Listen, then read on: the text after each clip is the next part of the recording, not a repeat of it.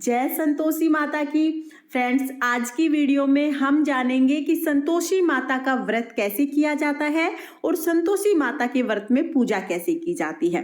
तो देखिए, संतोषी माता का व्रत शुक्रवार के दिन किया जाता है। विशेष मनोकामनाओं की पूर्ति के लिए संतोषी माता के व्रत किए जाते हैं। संतोषी माता व्रत का कुछ नियम होते हैं, जिसमें सबसे महत्वपूर्ण नियम होता है कि खटाई का परहेज करना होता है। संतोषी माता के व्रत में खटाई बिल्कुल नहीं खानी होती है और ना ही खटाई को हाथ लगाना होता है। जब आप संतोषी माता का व्रत करें तो घर में कोई भी खटाई ना खाए, ताकि सभी संतोषी माता का प्रसाद ग्रहण कर सके। तो देखिए, पूजा हमें कैसे करनी है उसका मैं आपको विधि बता देती हूँ। सबसे पहले तो जिस जगह पूजा कर रहे हैं उस जगह को अच्छे से हम साफ कर लेंगे। साफ करने के बाद हम यहाँ पर हल्दी से या आटे से स्वास्तिक बना लेंगे। स्वास्तिक बनाने के बाद इस पर हम पटड़ा या चौकी रखेंगे। आपके पास पटड़ा है तो आप पटड़े पर पूजा कीजिए, चौकी है तो चौकी पर पूजा कर सकते हैं। इसके बाद देखिए, हम इस पर लाल कपड़ा बिछा देंगे। संतोषी माता के व्रत में हो सके तो आप लाल रंग के कपड़े ही पहने। लाल रंग संतोषी माता को अति प्रिय होता है।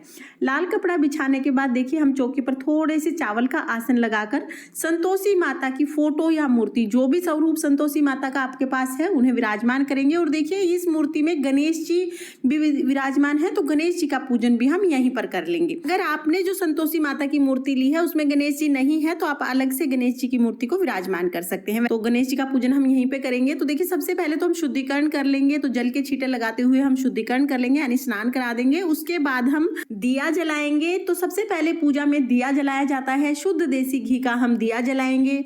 दिया जलाने के बाद संतोषी माता से हाथ जोड़कर प्रार्थना करें, हे संतोषी माता, मैंने आपके इतने व्रत करने का संकल्प लिया है। आप मेरी मनोकामना को पूर्ण करें और विधि पूर्वक व्रत करने में मेरी सहायता करें। दिया जलाने के बाद हमें कलश की स्थापना करनी होती है। तो देखिए, थोड़े से हम चावल रखेंगे। चौकी पर आप संतोषी माता के सामने भी कलश की स्थापना कर सकते हैं या संतोषी माता के सीधे हाथ की तरफ आप कलश की स्थापना कर सकते हैं। कलश की स्थापना करना जरूरी होता है संतोषी व्रत में। तो देखिए, आप 1 लोटा जल ले लीजिए। अब इस लोटे के कंठ पर हमें मोली जरूर बांधनी है। तो यहाँ पर मैंने मोली यानी कि कलावा बांध दिया है। इसके बाद इस जल में हमें 1 चुटकी हल्दी डालनी है, 1 चुटकी हमें रोली डालनी है। तो यहाँ पर मैंने रोली डाल दी है। 1 फूल हम डाल देंगे। थोड़े से अक्षत हम डाल देंगे। तो यहाँ पर देखिए, मैंने थोड़े अक्षत ले लिए, थोड़े अक्षत डालेंगे और इसके साथ ही 1 हम सिक्का डाल देंगे। तो ये 5 चीज हमें कलश में डालनी है। उसके बाद देखिए, हमें गुड़ चने का प्रसाद लेना है। किसी भी पात्र में, किसी भी बर्तन में आप गुड़ और चने का प्रसाद ले लें। संतोषी माता को गुड़ चने के प्रसाद का ही भोग चढ़ाया जाता है। तो गुड़ चने का प्रसाद हमें जरूर लेना है। तो देखिए, यहाँ पर मैंने एक प्लेट में गुड़ चने का प्रसाद ले लिया है। इसे हम कलश के ऊपर रखेंगे। इसके बाद हम सभी को तिलक करेंगे। तो यहाँ पर हम गणेश जी को, संतोषी माता को और फोटो में विराजमान सभी देवी देवताओं को तिलक कर देंगे। इसके साथ ही हम दिए का भी पूजन करते हैं। तो दिए पर भी हम तिलक करेंगे और जो कलश हमने स्थापित किया है, कलश पर हम स्वास्तिक बना देंगे। तो यहाँ पर मैं कलश पर स्वास्तिक बना दूंगी। आप चाहें तो आप तिलक भी कर सकते हैं कलश पर। स्वास्तिक का चिन्ह बहुत शुभ होता है, तो स्वास्तिक बनाना बहुत अच्छा माना जाता है। यहाँ पर मैंने कलश पर स्वास्तिक बना दिया है। इसके बाद हम सभी को वस्त्र स्वरूप कलावा समर्पित करेंगे। तो यहाँ पर हम गणेश जी को, संतोषी माता को, सभी को वस्त्र स्वरूप कलावा समर्पित करेंगे। अगर आपके पास चुनरी है तो आप संतोषी माता को चुनरी भी समर्पित कर सकते हैं। चुनरी नहीं है तो कलावा समर्पित कर दीजिए। कलश पर हमने पहले से ही कलावा बांध दिया है। इसके बाद हम पुष्प समर्पित करेंगे। तो देखिए, संतोषी माता के लिए अगर आपको लाल रंग के फूल मिल जाएं तो बहुत अच्छी बात है। आप लाल रंग के फूल समर्पित कीजिए। और अगर आपको लाल रंग के फूल ना मिले तो जो भी फूल आपको मिल जाए, उन फूलों से आप संतोषी माता का पूजन कर सकते हैं। संतोषी माता को हम फूल समर्पित कर देंगे, धूप दिखाएंगे, दीप दिखाएंगे। इस तरह से हमें संतोषी माता का पूजन करना है। धूप दीप दिखाकर हमें व्रत कथा पढ़नी होती है। तो देखिए, संतोषी माता की व्रत कथा पर भी आप तिलक जरूर करें। इसके बाद हमें अपने सीधे हाथ में गुड़ और चने का प्रसाद लेना है और संतोषी माता की व्रत कथा पढ़नी है। व्रत कथा, आप व्रत कथा की ये जो पुस्तक आती है इसमें से भी पढ़ सकते हैं, या आप मेरे चैनल पर भी आपको व्रत कथा मिल जाएगी, आप वहां से भी व्रत व्रत कथा सुन सकते हैं। संतोषी माता की व्रत कथा सुनने के बाद व्रत कथा की पुस्तक को हम चौकी पर ही रख देंगे। और देखिए, व्रत कथा सुनते समय जो हमने अपने सीधे हाथ में गुड़ चने का प्रसाद लिया था, ये हमें गाय को खिलाना है। आप इस गुड़ चने का प्रसाद को किसी भी बर्तन में रख लीजिए। पूजा पूरी होने के बाद आप इसको गाय को खिला दीजिए, या अगर गाय थोड़ा दूर है तो बाद में आप शाम तक जब भी आप जाएंगे तो गाय को आप इस प्रसाद को खिला दीजिए। ये चौकी पर ही मैंने प्रसाद अलग से एक बर्तन में रख दिया है। इसके बाद हम आरती करेंगे।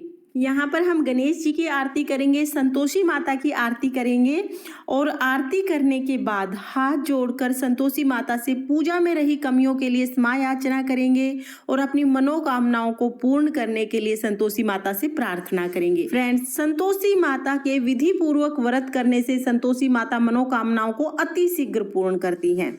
आरती करने के बाद कथा सुना हुआ जो प्रसाद है वो तो गाय को देना है, और जो ये अलग से पात्र में प्रसाद है ये घर में सभी परिवार के सभी सदस्यों को आप बांट सकते हैं।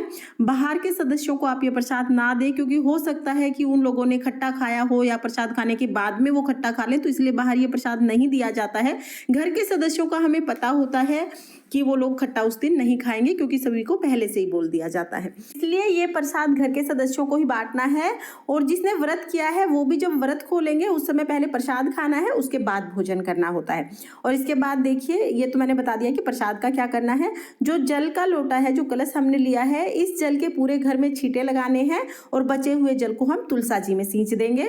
तो इस तरह से हमें संतोषी माता व्रत का पूजन करना होता है। संतोषी माता के व्रत का पूजन कुछ लोग सुबह के समय करते हैं और कुछ लोग शाम के समय कर सकते हैं। तो आप अपनी सुविधा के अनुसार सुबह या शाम किसी भी समय संतोषी माता का पूजन कर सकते हैं। इस व्रत में एक समय भोजन किया जाता है, तो शाम के समय भोजन करें। जब भी भोजन करेंगे तो सबसे पहले जो प्रसाद है गुड़ चने का वो ग्रहण करना है, उसके बाद भोजन ग्रहण करना है। खटाई को बिल्कुल हाथ नहीं लगाना है, इस बात का विशेष ध्यान रखना है। इस तरह से हमें संतोषी माता के व्रत करने हैं। जितने भी व्रत करने का आपने संकल्प लिया है, जब आप उतने व्रत कर लेंगे उसके बाद आपको संतोषी माता व्रत का उद्यापन करना होता है। उद्यापन में लड़कों को भोजन कराया जाता है, तो आप 5, 7, 9 जितने भी लड़कों को भोजन करा सकते हैं उतने लड़कों को घर पर बुलाइए, भोजन करा दीजिए। भोजन में भी खटाई का इस्तेमाल बिल्कुल नहीं करना है, खीर पूरी का भोजन करा दीजिए और उनको दक्षिणा और गुड़ चने का प्रसाद देना होता है। जिन भी लड़कों को आप उद्यापन के दिन भोजन कराएंगे उनको पहले से ही बोल देना है कि जब आप उद्यापन करेंगे उस दिन शुक्रवार को उन्हें खटाई बिल्कुल नहीं खानी है। तो इस तरह से संतोषी माता व्रत का उद्यापन होता है। फ्रेंड्स, संतोषी माता व्रत के विषय में ये जानकारी जो मैंने आपको दी है, अगर आपको ये पसंद आई हो तो वीडियो को लाइक करना और चैनल को सब्सक्राइब करना। देखने के लिए बहुत बहुत धन्यवाद। संतोषी माता आपकी सभी मनोकामनाएं पूर्ण करे। जय संतोषी माता। राधे राधे।